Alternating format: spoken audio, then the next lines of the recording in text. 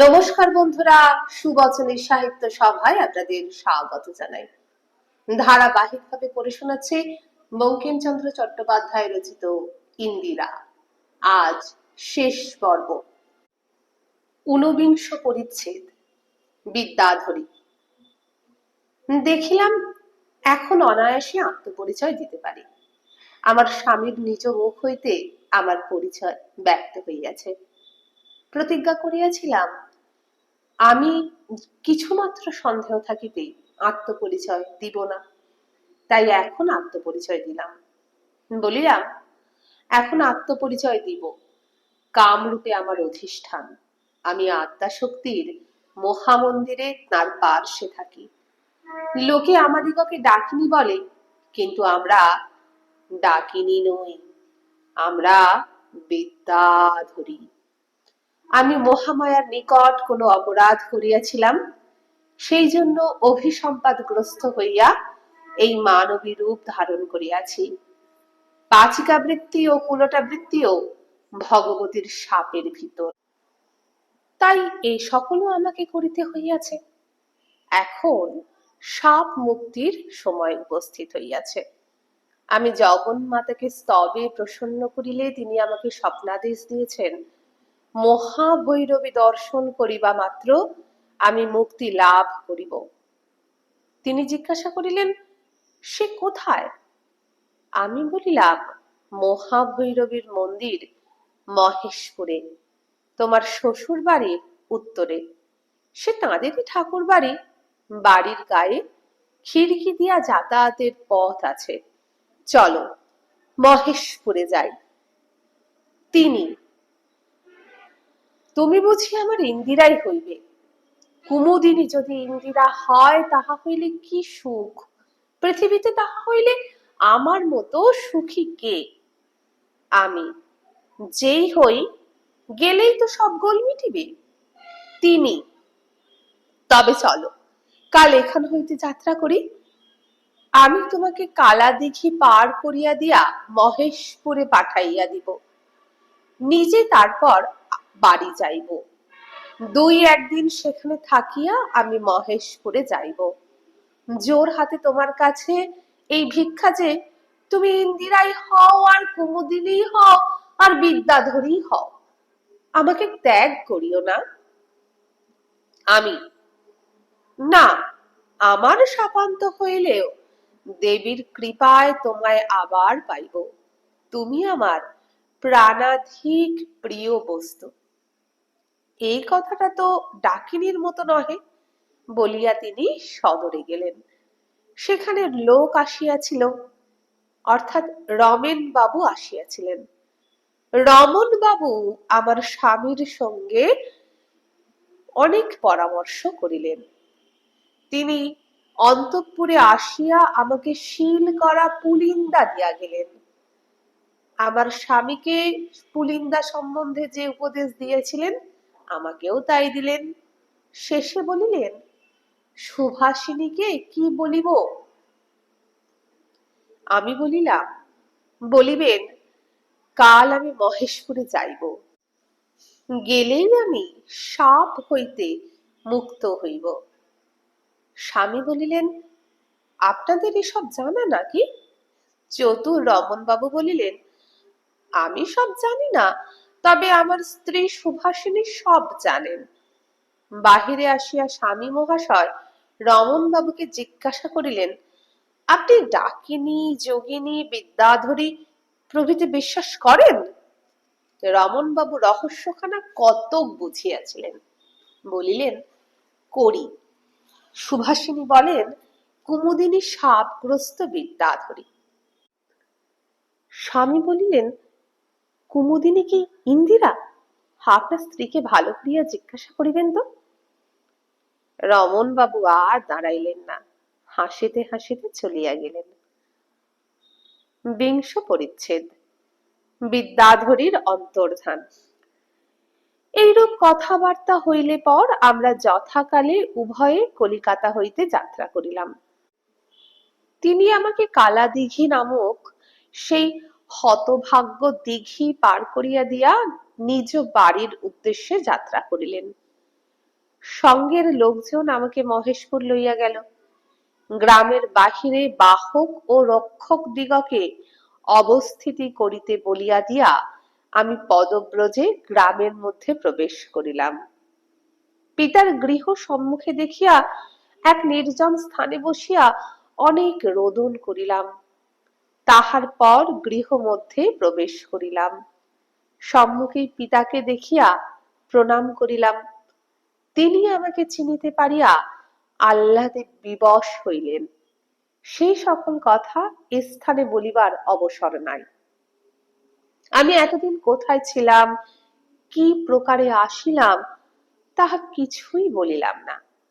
পিতামাতা জিজ্ঞাসা করিলে বলিলাম, এর পরে বলিব। সময়ান্তরে স্থূল কথা তাহাদের বলিলাম, কিন্তু সব কথা বলিলাম না। এইটুকু বুঝিতে দিলাম যে আমি স্বামীর সঙ্গেই আছি এবং স্বামীর নিকট হইতেই আসিয়াছি এবং 2-1 দিনের মধ্যে তিনিও আসিবেন। সব কথা ভাঙিয়া চুরিয়া কামিনীকে বলিলাম। কামিনী আমা অপেক্ষা 2 বৎসরের ছোট, রঙ্গ বড় ভালোবাসে। সে বলিল, দিদি, যখন মিত্রজা এত বড় গোবর গণেশ, তাকে নিয়ে একটু রঙ্গ করিলে হয় না? আমি বলিলাম, সে তো ভালো কথা। তখন 2 বোনে পরামর্শ আঁটিলাম, সকলকে শিখাইয়া ঠিক করিলাম। বাপ মাকেও একটু শিখাইতে হইল। কামিনী তাহাদিগকে বুঝাইল যে প্রকাশ্যে গ্রহণ করাটা এখনো হয় নাই, সেটা এইখানে হইবে, আমরাই তাহা করিয়া লইব। তবে আমি যে এখানে আসিয়াছি, এই কথাটা তাহারা জামাতা আসিলে সাক্ষাতে যেন প্রকাশ না করেন। পরদিন জামাতা আসিল। পিতামাতা তাহাকে যথেষ্ট সমাদর করিলেন। আমি আসিয়াছি এই কথাটা তিনি কাহারও মুখে শুনিলেন না, কাহাকে জিজ্ঞাসাও করিতে পারিলেন না। যখন অন্তঃপুরে জলযোগ করিতে আসিলেন, তখন বড় বিষণ্ণ বদন। জলযোগের সময় আমি সম্মুখে রহিলাম না। কামিনী বসিল, আর 2-4 জন জ্ঞাতি ভগিনী ভাইজ বসিল। তখন সন্ধ্যাকাল উত্তীর্ণ হইয়াছে। কামিনী অনেক কথা জিজ্ঞাসা করিতে লাগিল, তিনি যেন কলে উত্তর দিতে লাগিলেন। আমি আড়ালে দাঁড়াইয়া সব দেখিতে শুনিতে লাগিলাম। পরিশেষে তিনি কামিনীকে জিজ্ঞাসা করিলেন, তোমার দিদি কোথায়? কামিনী একটা খুব দীর্ঘ নিঃশ্বাস ফেলিয়া বলিল, কি জানি কোথায়। কালা দিঘিতে সেই যে সর্বনাশটা হইয়া গেল, তার তো আর কোনো খবর পাওয়া যায় নাই। তাহার মুখ বড় লম্বা হইয়া গেল, কথা আর কহিতে পারেন না। বুঝি কুমুদিনীকে হারাইলাম, এ কথা মনে করিয়া থাকিবেন। কেননা তাহার চক্ষু দিয়া দরবিগলিত ধারা বহিতে লাগিল। চক্ষের জল সামলাইয়া তিনি জিজ্ঞাসা করিলেন, কুমুদিনী বলিয়া কোন স্ত্রীলোক আসিয়াছিল কি? কামিনী বলিল, কুমুদিনী কি কে তাহা বলিতে পারি না, একটা স্ত্রীলোক পরশুদিন পালকি করিয়া আসিয়াছিল বটে। সে বরাবর মহাভৈরবী মন্দিরে গিয়া উঠিয়া দেবীকে প্রণাম করিল। অমনি একটা আশ্চর্য ব্যাপার উপস্থিত হইল। হঠাৎ মেঘ অন্ধকার হইয়া ঝড় বৃষ্টি হইল।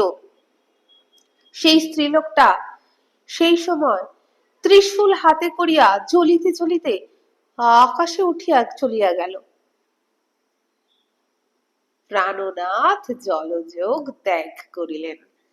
হাত ধুইয়া মাথায় হাত দিয়া অনেকক্ষণ বসিয়া রহিলেন। অনেকক্ষণ পর বলিলেন, যে স্থান হইতে কুমুদিনী অন্তর্ধান করিয়াছে তাহা দেখিতে পাই না। কামিনী বলিল, পাও বই কি, অন্ধকার হয়েছে, আলো নিয়ে আসি। এই বলিয়া কামিনী আমাকে ইঙ্গিত করিয়া গেল, আগে তুই যা, তারপর আলো নিয়ে উপেন্দ্রবাবুকে লইয়া যাইব। আমি আগে মন্দিরে গিয়া বারান্দায় বসিয়া রহিলাম। সেইখানে আলো ধরিয়া কামিনী আমার স্বামীকে আমার কাছে লইয়া আসিল খিড়কির পথ দিয়া। তিনি আসিয়া আমার পদপ্রান্তে আছড়িয়া পড়িলেন, ডাকিলেন, কুমুদিনী, কুমুদিনী, যদি আসিয়াছ তো আর আমায় ত্যাগ করিও না। তিনি বার দুই চারি এই কথা বলার পর কামিনী চটিয়া উঠিয়া বলিল, আয় দিদি, উঠে আয়। অমিন সে কুমুদিনীকে চেনে, তোকে চেনে না। তিনি ব্যগ্র হইয়া কহিলেন, দিদি, দিদিকে? কামিনী রাগ করিয়া বলিল, আমার দিদি ইন্দিরে, কখনো নাম শোনোনি? এই বলিয়া দুষ্টা কামিনী আলোটা নিবাইয়া দিয়া আমার হাত ধরিয়া টানিয়া লইয়া আসিল। আমরা খুব ছুটিয়া আসিলাম। তিনি একটু প্রকৃতিস্থ হইলেই আমাদের পিছু পিছু ছুটিলেন। কিন্তু অন্ধকার, পথ অচেনা, একটা চৌকাঠ বাঁধিয়া একটা ছোট রকম আছাড় খাইলেন। আমরা নিকটেই ছিলাম। দুইজনে দুই দিক হইতে হাত ধরিয়া তুলিলাম। কামিনী চুপি চুপি বলিল, আমরা বিদ্যাধরী তোমার রক্ষার জন্য সঙ্গে সঙ্গে বেড়াইতেছি। এই বলিয়া তাকে টানিয়া আনিয়া আমরা শয্যাগৃহে উপস্থিত করিলাম। সেখানে আলো ছিল। তিনি আমাদের দেখিয়া বলিলেন, এ কি, এ তো কামিনী, আর এ তো কুমুদিনী। কামিনী রাগে 10 খানা হইয়া বলিল, আহ, পোড়া কপাল, এই বুদ্ধিতে টাকা রোজগার করেছ? কোদাল পারো নাকি? এ কুমুদিনী না, ইন্দিরে, ইন্দিরে, ইন্দিরে, তোমার পরিবার। আপনার পরিবার চিনতে পারো না? তখন স্বামী মহাশয় আহ্লাদে অজ্ঞান হইয়া আমাকে কোলে টানিয়া লইতে গিয়া কামিনীকেই কোলে টানিয়া লইলেন। সে তার গালে এক চড় মারিয়া হাসিতে হাসিতে চলিয়া গেল। সেদিনের আহ্লাদের কথা বলিয়া উঠিতে পারি না। বাড়িতে খুব উৎসব বাঁধিল। সেই রাত্রে কামিনীতে আর বাবুতে 100 বার বাঘ যুদ্ধ হইল। সকল বাড়ি প্রাণনাথ হারিলেন। একবিংশতিতম পরিচ্ছেদ। সেকালে যেমন ছিল। কালাদিঘির ডাকাতির পর আমার অদৃষ্টে যাহা ঘটিয়াছিল, স্বামী মহাশয় এক্ষণে আমার কাছে সব শুনিলেন। রমণবাবু ও সুভাষিনী যেরূপ ষড়যন্ত্র করিয়া তাহাকে কলিকাতায় লইয়া গিয়াছিল, তাহাও শুনিলেন। একটু রাগও করিলেন, বলিলেন, আমাকে এত ঘুরাইবার ফিরাইবার প্রয়োজনটা কি ছিল? প্রয়োজনটা কি ছিল তাহাও বুঝাইলাম। তিনি সন্তুষ্ট হইলেন, কিন্তু কামিনী সন্তুষ্ট হইল না। কামিনী বলিল, তোমায় ঘানি গাছে ঘুরাই নাই, অমনি ছাড়িয়াছে, এইটুকুই দিদির দোষ।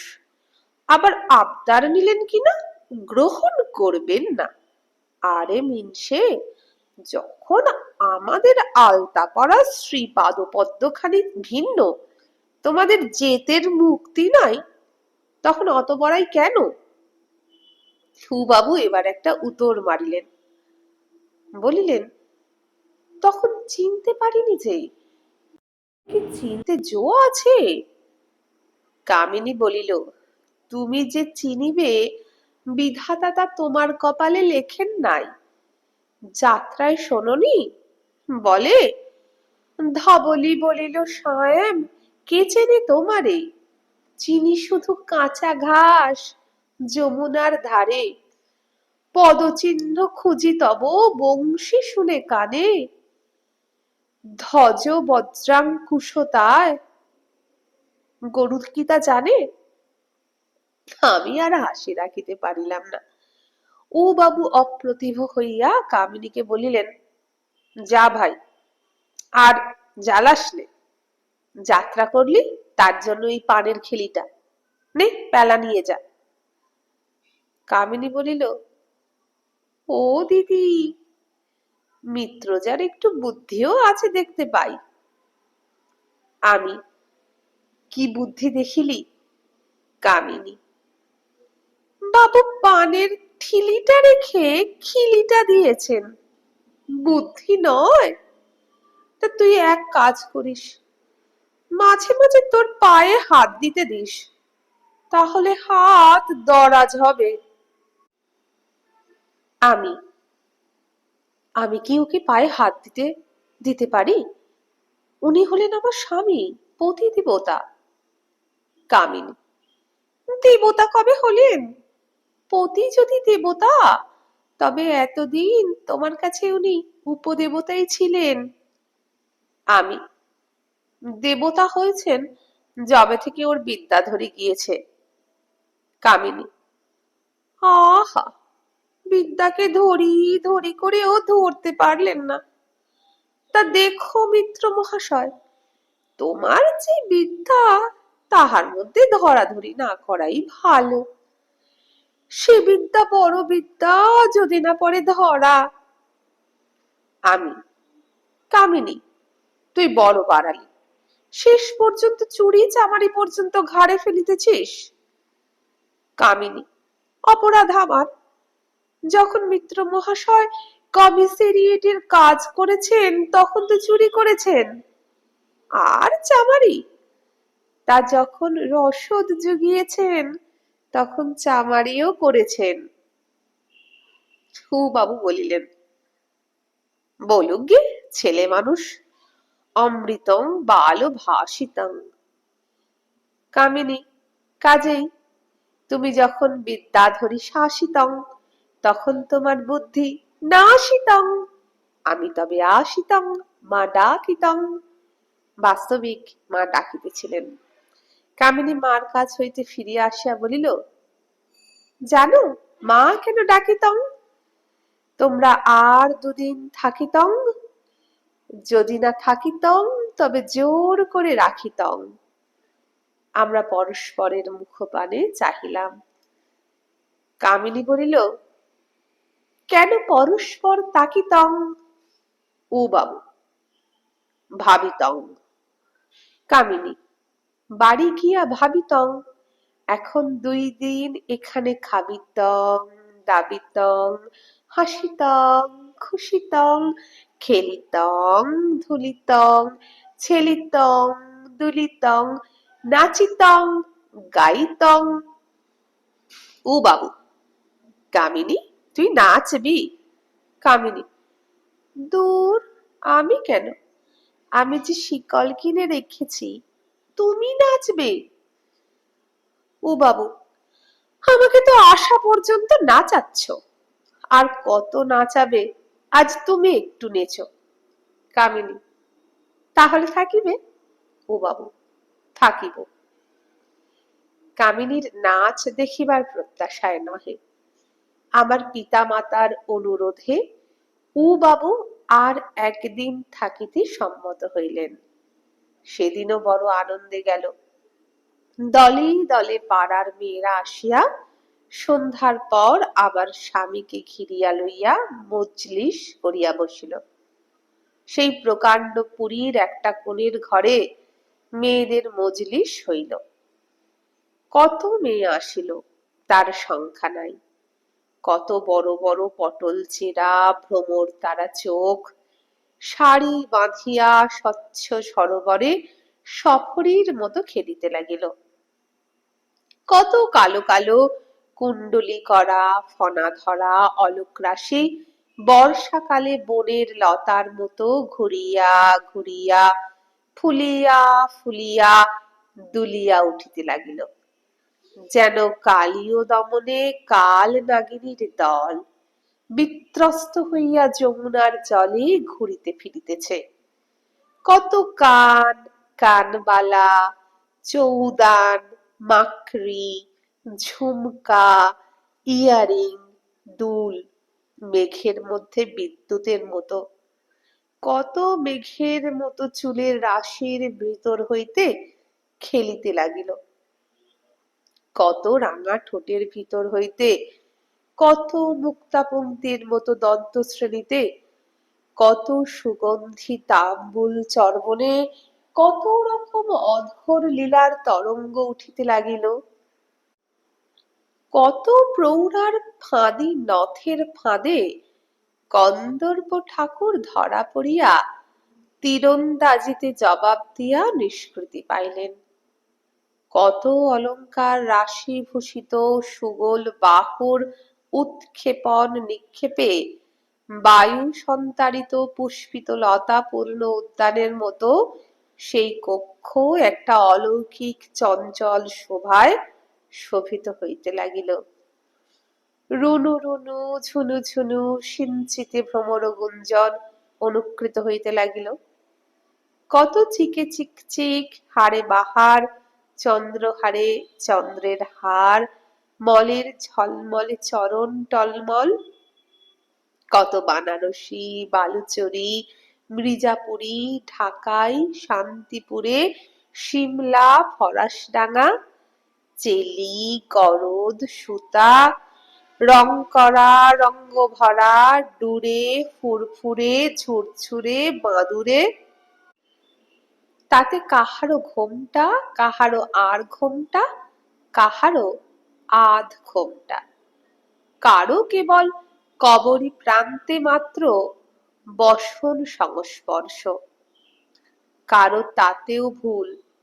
আমার প্রাণনাথ অনেক গোড়ার পল্টন ফতে করিয়া ঘরে টাকা লইয়া আসিয়াছেন, অনেক কর্নেল জানরেলের বুদ্ধিভ্রংশ করিয়া লাভের অংশ ঘরে লইয়া আসিয়াছেন, কিন্তু এই সুন্দরীর পল্টন দেখিয়া তিনি বিশুষ্ক বিত্রস্ত।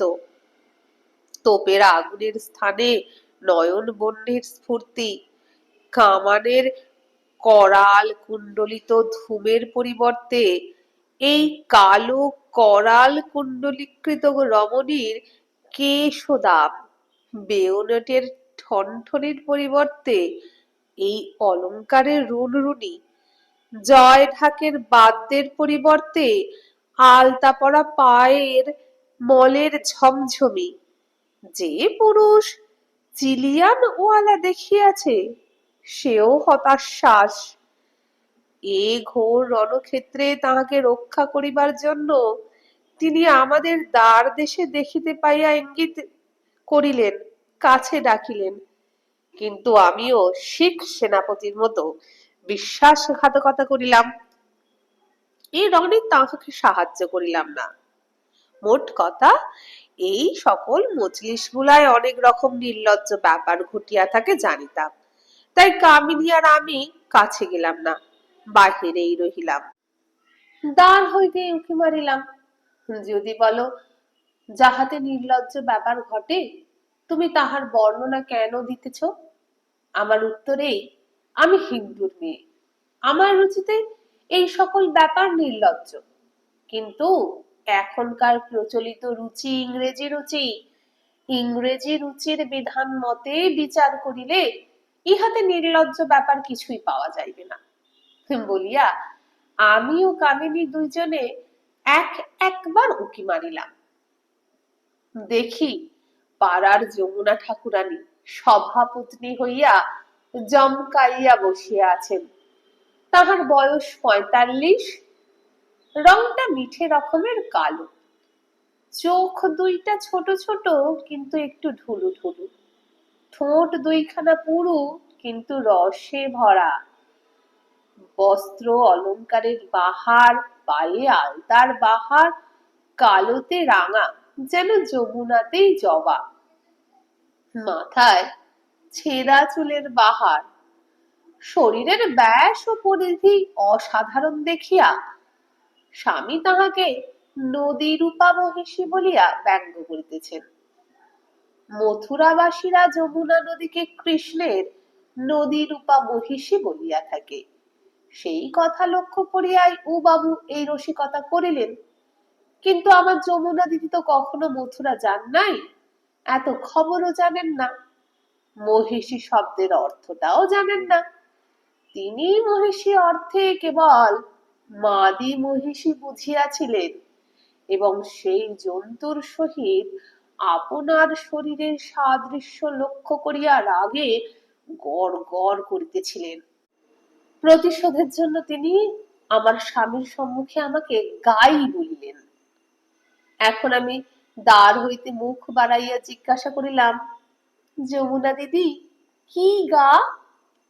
যমুনা দিদি বলিলেন, একটা গাই ভাই।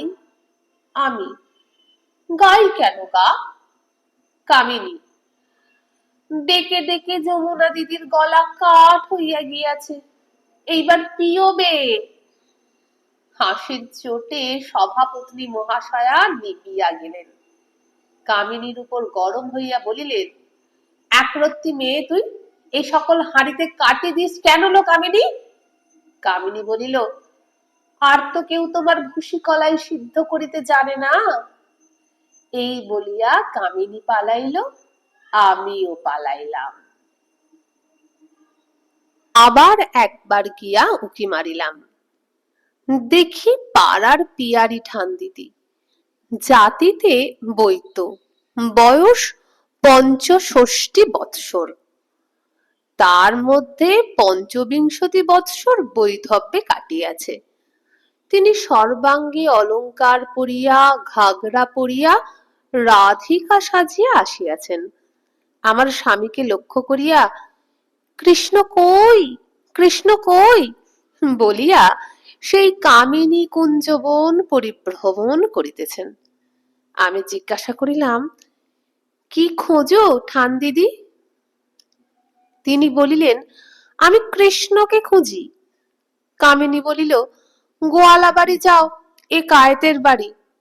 রসিকতা প্রবীণা বলিলেন, কায়েতের বাড়ি আমার কৃষ্ণ মিলিবে। কামিনী বলিল, ঠান দিদি কি সকল জাতেই জাত দিয়েছ নাকি?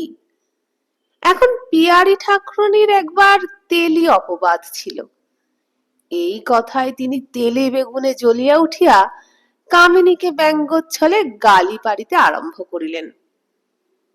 আমি তাকে থামাইবার জন্য যমুনা দিদিকে দেখাইয়া দিয়া বলিলাম, রাগ করো কেন? তোমার কৃষ্ণ ওই যমুনায় ঝাঁপ দিয়েছেন। এসো, তোমায় আমায় পুলিনে দাঁড়াইয়া একটু কাঁদি। যমুনা ঠাকুরানী মহিষী শব্দের অর্থবোধে যেমন পণ্ডিতা, পুলিন শব্দের অর্থবোধেও সেই রূপ। তিনি ভাবিলেন, আমি বুঝি কোনো পুলিন বিহারীর কথার ইঙ্গিত করিয়া তাহার অকলঙ্কিত সতীত্বের প্রতি কোন প্রকার ইঙ্গিত করিয়াছি। তিনি সক্রোধে বলিলেন, এর ভিতর পুলিন কে এলা? কাজেই আমারও একটু রঙ্গ চড়াইতে ইচ্ছা হইল। আমি বলিলাম, যার গায়ে পড়িয়া যমুনা দিন রাত্রি তরঙ্গ ভঙ্গ করে, বৃন্দাবনে তাকে পুলিন বলে। আবার তরঙ্গ ভঙ্গে সর্বনাশ করিল। যমুনা দিদি তো কিছু বুঝিল না, রাগিয়া বলিল, তোর তরঙ্গ ফরঙ্গ কেউ চিনি নে, তোর পুলিন কেউ চিনি নে, তোর বৃন্দাবন কেউ চিনি নে। তুই বুঝি ডাকাতের কাছে এত রঙ্গরসের নাম শিখে এসেছিস? মজলিসের ভিতর রঙ্গময়ী নামে এক সমবয়স্ক মহিলা ছিলেন, আমার সমবয়স্ক। সে বলিল, অত খ্যাপো কেন যমুনা দিদি? পুলিন বলে নদীর ধারের চড়াকে, তোমার দুধারে কি চড়া আছে? চঞ্চলা নামে যমুনা দিদির ভাইজ ঘোমটা দিয়া পিছনে বসিয়াছিল। সে ঘোমটার ভিতর হইতে মৃদু মধুর স্বরে বলিল, চড়া থাকিলেও বাঁচিতাম, একটু ফর্সা কিছু দেখা যেত। এখন কেবল কালো জলের কালিন্দী কলকল করিতেছে।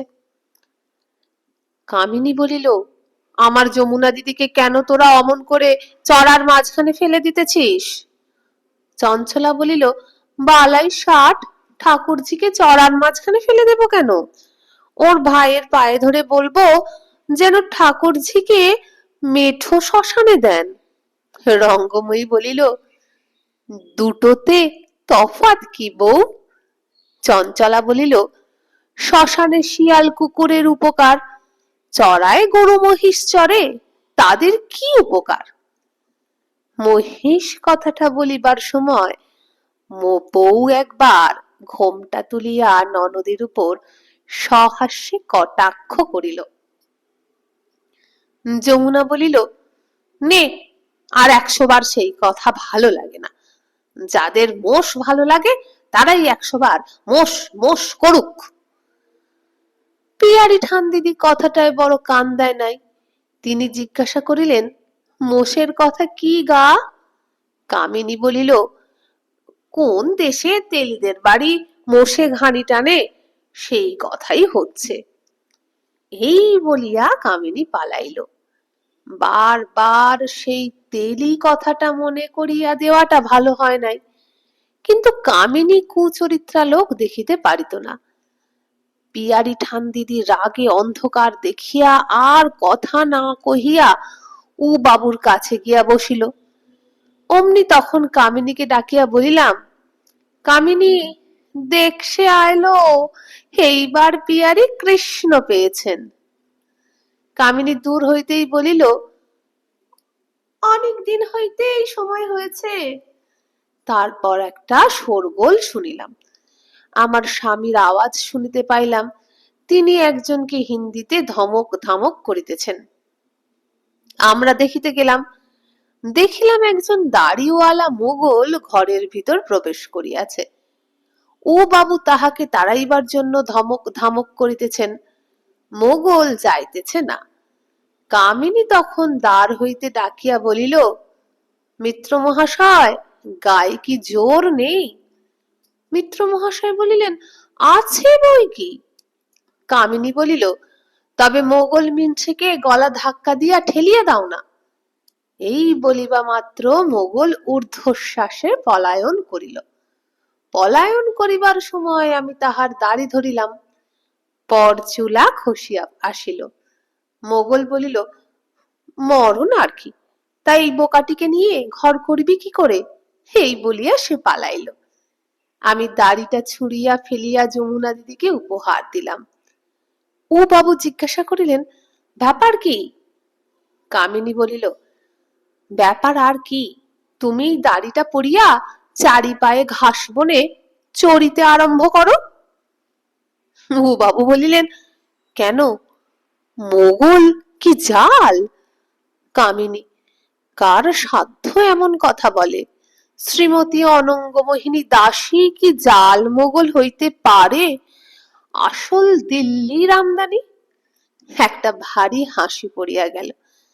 আমি একটু মনক্ষুণ্ণ হইয়া চলিয়া আসিতেছিলাম, এমন সময়ে পাড়ার ব্রজ সুন্দরী দাসী একখানি জীর্ণ বস্ত্র পরিয়া একটি ছেলে কোলে করিয়া ও বাবুর কাছে গিয়া দুঃখের কান্না কাঁদিতে লাগিল। আমি বড় গরিব, খেতে পাই না, ছেলেটি মানুষ করিতে পারি না। ও বাবু তাহাকে কিছু দিলেন। আমরা দুইজনে দ্বারের দুই পাশে। সে যখন দ্বার পার হয়, কামিনী তাহাকে বলিল, ভাই ভিখারিনী, জানো তো, বড় মানুষের কাছে কিছু ভিক্ষা পাইলে দ্বারবানদেরও ঘুষ দিতে হয়। ব্রজসুন্দরী বলিল, দ্বারবান কে? কামিনী, আমরা দুইজন। ব্রজ, কত ভাগ চাও? কামিনী, পেয়েছ কি? ব্রজ, 10টি টাকা। কামিনী, তবে আমাদের 8 টাকা করে 16 টাকা দিয়ে যাও। ব্রজ, লাভ মন্দ নয়। কামিনী, তা বড় মানুষের বাড়ির ভিক্ষা, এই ভিক্ষায় কি লাভালাভ ধরিতে হয়? সময়ে অসময়ে ঘর থেকেও কিছু দিতে হয়। ব্রজসুন্দরী বড় মানুষের স্ত্রী, ধাঁ করিয়া 16 টাকা বাহির করিয়া দিল। আমরা সেই 16 টাকা যমুনা ঠাকুরানীকে দিলাম। বলিলাম, তোমরা এই টাকায় সন্দেশ খাইও। স্বামী বলিলেন, ব্যাপার কি? ততক্ষণে ব্রজসুন্দরী ছেলে পাঠাইয়া দিয়া বানারসি পরিয়া আসিয়া বসিলেন। আবার একটা হাসির ঘটা পড়িয়া গেল। ও বাবু বলিলেন, এ কি যাত্রা নাকি? যমুনা বলিল, না যাত্রা না তো কি, দেখিতেছ না, কাহারো কালিয়া দমনের পালা, কাহারো কলঙ্ক ভঞ্জনের পালা, কাহারো মাথুর মিলন, কারো শুধু পালাই পালাই পালা। ও বাবু, শুধু পালাই পালাই পালা কার? যমুনা, কেন, কামিনীর কেবল পালাই পালাই তার পালা। কামিনী কথায় সকলকে জ্বালাইতে লাগিল, পান পুষ্প আতর বিলাইয়া সকলকে তুষ্ট করিতেছিল। তখন সকলে মিলিয়া তাহাকে ধরিল। তুই যে বড় পালিয়ে পালিয়ে বেড়াচ্ছিস লা? কামিনী বলিল, পালাবো না তো কি, তোমাদের ভয় করি নাকি? মিত্র মহাশয় তখন বলিলেন, কামিনী ভাই, তোমার সঙ্গে কি কথা ছিল? কামিনী, কি কথা ছিল মিত্র মহাশয়? ও বাবু, তুমি নাচিবে। কামিনী, আমি তো নেচেছি। ও বাবু, কখন নাচলে? কামিনী, দুপুর বেলা। ও বাবু, কোথায় নাচলিল? কামিনী, আমার ঘরের ভিতর, দোর বন্ধ করে।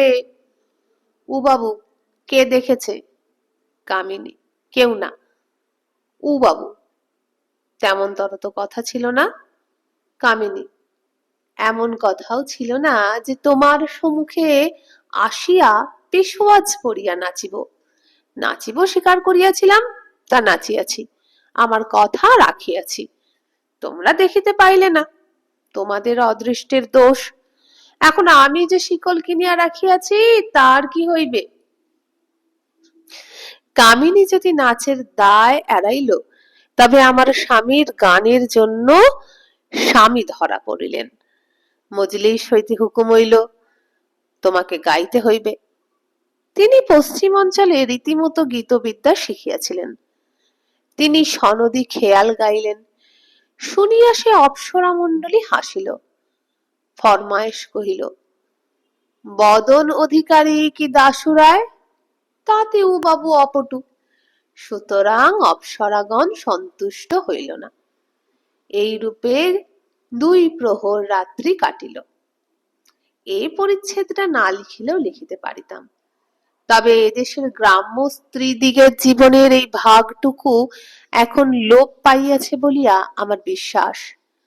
লোপ পাইয়াছে, ভালোই হইয়াছে, কেননা ইহার সঙ্গে অশ্লীলতা, নির্লজ্জতা, কদাচিৎ বা দুর্নীতি আসিয়া মিশিত। কিন্তু যাহা লোপ পাইয়াছে তাহার একটা চিত্র দিবার বাসনায় এই পরিচ্ছেদটা লিখিলাম। তবে জানি না অনেক স্থানে এই কুরীতি এখনো প্রচলিত আছে কিনা। যদি তাহা হয়, তবে যাহারা জামাই দেখিতে পৌর স্ত্রীগণকে যাইতে নিষেধ করেন না, তাহাদের চোখ কান ফুটাইয়া দেওয়া প্রয়োজন। তাই ধরি মাছ না ছুঁই পানি করিয়া তাহাদের ইঙ্গিত করিলাম। আমার স্বামী শিবিকারোহণে পরদিন আমাকে শ্বশুর বাড়ি নিয়ে গেলেন। স্বামীর সঙ্গে যাইতেছি, সে একটা সুখ বটে, কিন্তু সেবার যে যাইতেছিলাম সে আর এক প্রকারের সুখ। যাহা কখনো পাই নাই তাই পাইবার আশায় যাইতেছিলাম। এখন যাহা পাইয়াছিলাম তাই আঁচলে বাঁধিয়া লইয়া যাইতেছিলাম। একটা কবির কাব্য, অপরটা ধনীর ধন। ধনীর ধন কবির কাব্যের সমান কি? যাহারা ধন উপার্জন করিয়া বুড়ো হইয়াছেন, কাব্য হারাইয়াছেন, তাহারাও এ কথা বলে না। তাহারা বলে, ফুল যতক্ষণ গাছে ফোটে ততক্ষণই সুন্দর, তুলিলে আর সুন্দর থাকে না। তবুও সুখে সুখে শ্বশুর বাড়ি চলিলাম। সেখানে এবার নির্বিঘ্নে পৌঁছিলাম। স্বামী মহাশয় মাতা পিতার সমীপে সমস্ত কথা সবিনয়ে নিবেদন করিলেন। রমন বাবুর পুলিন্দা খোলা হইল। তার কথার সঙ্গে আমার সকল কথা মিলিল। আমার শ্বশুর শাশুড়ি সন্তুষ্ট হইলেন। সমাজের লোকেও সবিশেষ বৃত্তান্ত জানিতে পারিয়া কোনো কথা তুলিল না। আমি সকল ঘটনা বিবৃত করিয়া সুভাষিনীকে পত্র লিখিলাম। সুভাষিনীর জন্য সর্বদা আমার প্রাণ কাঁদিত। আমার স্বামী আমার অনুরোধে রমন বাবুর নিকট হারানির জন্য 500 টাকা পাঠাইয়া দিলেন। শীঘ্রই সুভাষিনীর উত্তর পাইলাম। উত্তর আনন্দ পরিপূর্ণ। সুভাষিনী র বাবুর হস্তাক্ষরে পত্র লিখিয়াছিল, কিন্তু কথাগুলো সুভাষিনীর নিজের, তাহা কথার রকমেই বোঝা গেল। সে সকল সংবাদে লিখিয়াছে। দুই একটা সংবাদ উদ্ধৃত করিতেছি। সে লিখিতেছে, হারানি প্রথমে কিছুতেই টাকা লইবে না, বলে আমার লোভ বাড়িয়া যাইবে। এটা যেন ভালো কাজই করিয়াছিলাম, কিন্তু এরকম কাজ তো মন্দই হয়। আমি যদি লোভে পড়িয়া মন্দ করিতে রাজি হই। আমি পোড়ার মুখীকে বুঝাইলাম যে, আমার ঝাঁটা না খাইলে কি তুই এ কাজ করিতিস? সবার বেলায় কি তুই আমার হাতের ঝাঁটা খেতে পাবি? মন্দ কাজের বেলা আমি কি তোকে তেমনি তোর শুধু মুখে ঝাঁটা খাওয়াইব? দুটো গালাগালিও খাবি না নাকি? ভালো কাজ করেছিলি, বকশিস নে। এইরূপ অনেক বোঝানো পরানোতে সে টাকা নিয়েছে। এখন নানা রকম ব্রত নিয়ম করিবার ফর্দ করিতেছে। যতদিন না তোমার এই সংবাদ পাওয়া গিয়াছিল, ততদিন সে আর হাসে নাই। কিন্তু এখন তাহার হাসির জ্বালায় বাড়ির লোক অস্থির হইয়াছে। পাচিকা ব্রাহ্মণ ঠাকুরানীর সংবাদ সুভাষিনী এইরূপ লিখিল।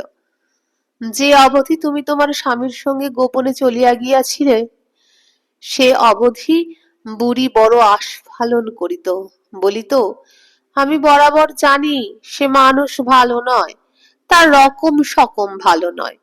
কতবার বলেছি যে এমন কুচরিত্র মানুষ তোমরা রেখো না। তা কাঙালের কথা কে গ্রাহ্য করে? সবাই কুমুদিনী কুমুদিনী করে অজ্ঞান। এমনই এমনই আরো কথা। তারপর যখন শুনিল যে তুমি আর কাহারও সঙ্গে যাও নাই, আপন স্বামীর সঙ্গে গিয়াছ, তখন বলিল, আমি তো বরাবর বলছি মা, সে বড় ঘরের মেয়ে, ছোট ঘরে কি অমন স্বভাব চরিত্র হয়? যেমন রূপ তেমনি গুণ, যেন লক্ষ্মী। সে ভালো থাকুক মা, ভালো থাকুক। তা হ্যাঁ, দেখো বৌদিদি, আমাকে কিছু পাঠাইয়া দিতে বলো। গৃহিণী সম্বন্ধে সুভাষিনী লিখিল, তিনি তোমার এই সকল সংবাদ পাইয়া আহ্লাদ প্রকাশ করিয়াছেন, কিন্তু আমাকে ও রবাবুকে ভৎসনা করিয়াছেন। বলিয়াছেন, সে যে এত বড় ঘরের মেয়ে, তা তোরা আমাকে আগে বলিসনি কেন? আমি তাকে খুব যত্নে রাখতাম। আর তোমার স্বামীরও কিছু নিন্দা করিয়াছেন। বলিয়াছেন, হোক তার পরিবার, আমার অমন রাঁধুনিটা নিয়ে যাওয়া তার কিছু ভালো কাজ হয় নাই। কর্তা রামরাম দত্তের কথা খোদ সুভাষিনীর নিজ হাতের হিজিবিজি। কষ্টে পড়িলাম যে কর্তা গৃহিণীকে কৃত্রিম কোপের সহিত তিরস্কার করিয়া বলিয়াছিলেন, তুমি ছলছুতা করিয়া সুন্দর রাঁধুনিটাকে বিদায় করিয়া দিয়াছ। গৃহিণী বলিলেন, খুব করিয়াছি, তুমি সুন্দরীকে ধুইয়া খাইতে? কর্তা বলিলেন, তা কি বলতে পারি, ও কালো রূপ আর দিনরাত্রি ধ্যান করিতে পারি না। গৃহিণী সেই যে শয্যা লইলেন, আর উঠিলেন না। কর্তা যে তাহাকে খেপাইয়াছেন তাহা তিনি কিছুতেই বুঝিলেন না। বলা বাহুল্য, ব্রাহ্মণ ঠাকুরানী ও অন্যান্য ভৃত্যবর্গের জন্য কিছু কিছু পাঠাইয়া দিলাম। তারপর সুভাষিনীর সঙ্গে আমার একবার মাত্র দেখা হইয়াছিল, তার কন্যার বিবাহের সময়ে বিশেষ অনুরোধে। স্বামী মহাশয় আমাকে লইয়া গিয়াছিলেন। সুভাষিনীর কন্যাকে অলংকার দিয়া সাজাইলাম, গৃহিণীকে উপযুক্ত উপহার দিলাম, যে যাহার যোগ্য তাহাকে সেই রূপ দান ও সম্ভাষণ করিলাম। কিন্তু দেখিলাম গৃহিণী আমার প্রতি ও আমার স্বামীর প্রতি অপ্রসন্ন। তার ছেলের ভালো খাওয়া হয় না। কথাটা আমায় অনেকবার শুনাইলেন। আমিও রমন বাবুকে কিছু রাঁধিয়া খাওয়াইলাম, কিন্তু আর কখনো গেলাম না। গৃহিণীর ভয়ে নয়, রাঁধিবার ভয়ে নয়, গৃহিণীর মনোদুঃখের ভয়ে। গৃহিণী ও রামরাম দত্ত অনেক দিন হইল স্বর্গারোহণ করিয়াছেন, কিন্তু আর যাওয়া ঘটে নাই। আমি সুভাষিনীকে ভুলি নাই, ইহজন্মে ভুলিব না। সুভাষিনীর মতো এই সংসারে আর কিছু দেখিলাম না। ইতি। এখানেই শেষ হয়ে গেল ইন্দিরা। কেমন লাগলো বন্ধুরা? আমাকে কমেন্ট করে জানাবেন। যদি ভালো লাগে তাহলে বন্ধুদের সঙ্গে ভিডিওটা বেশি বেশি করে শেয়ার করবেন। আর আমার চ্যানেলটি এখনো সাবস্ক্রাইব করে না থাকলে চ্যানেলটিকে সাবস্ক্রাইব করে আমার মনোবল বৃদ্ধি করবেন। তাহলে আজকের মতো বিদায় নিলাম। আবার দেখা হচ্ছে পরবর্তী গল্পে। নমস্কার।